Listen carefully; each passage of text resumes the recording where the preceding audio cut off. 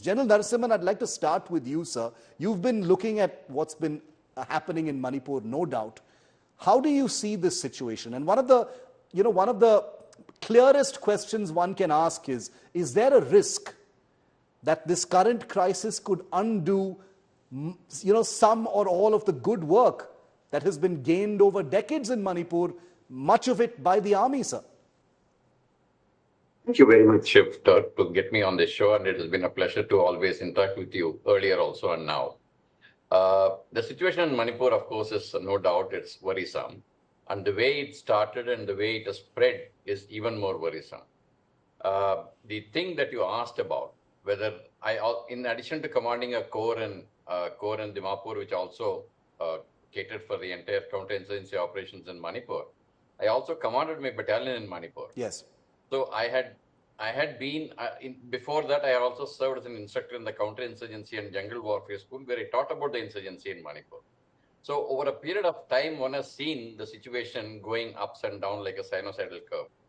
You talked about the present situation. Some time ago, you find even in Chudachandpur and in Bishanpur areas, there was a problem between Kukis and Paites, and then they had an issue.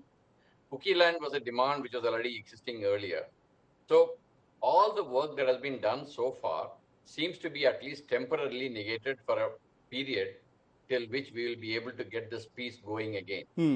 The issue that we need to look at is how to bring the situation under control, because this situation actually is what will tell us how these fragile peace, when we create a peace situation in the Northeast, how fragile it is and how it is easy to actually get back to where it started.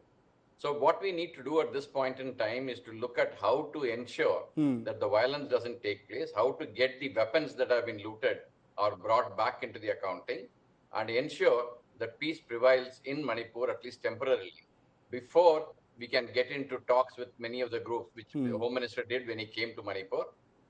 That kind of a thing is something that we need to look at. And the issue that we need to keep in mind is simply that we need to treat it as a temporary phase, and we should work hard to get back to the peace situation that was prevailing earlier than when it started. Okay, very clear answer that there is a risk of things deteriorating if the imperative of normalcy is not brought back at the earliest, because each passing day, we are on day 83 now, with each passing day, things become more and more unpredictable on those bigger picture issues. General Chauhan, you can hear me now? I can hear you clearly, sir. My question to you, very short and simple, sir, is your assessment of the current situation, and as a former DG of the Assam Rifles, could what is happening now undo some of the good work that you and your men have done over many years? Okay, sure. Firstly, thanks for getting me on your show. It's always an interesting, it's always interesting to be on the show to discuss with my peers and people I have admired in my service life. As far as the assessment of the situation is concerned, Shiv, it's important for us to understand that what actually has happened, where and how can the Assam Rifles and the army control the situation, and how can we bring back peace, and finally, how can we reconcile the two communities. So when this violence in Manipur started, the Assam Rifles were functioning with about almost 8 to 10 battalions within the state of Manipur, including 3 in and around the area of Imphal.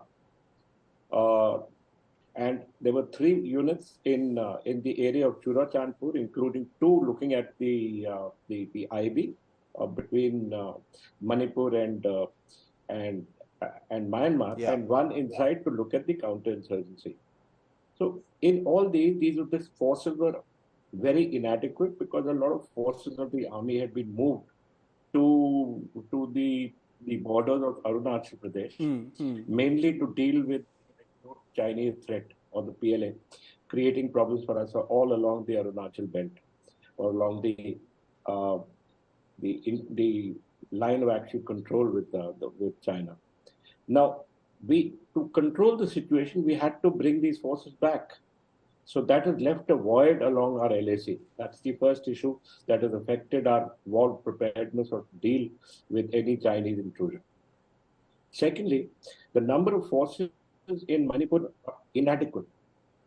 Thirdly, because we had taken out the OSPA from the Imphal Valley to carry out counterinsurgency operations and to carry out any kind of search missions, especially for the missing weapons, we needed to send out a large number of patrols or a large number of columns. Right. These columns had to be accompanied by a judicial magistrate. I was speaking with the Director General of the Assam Rifles a couple of weeks back, and he was telling me that, sir, on any day, we are sending out between 150 to 180 columns inside Manipur.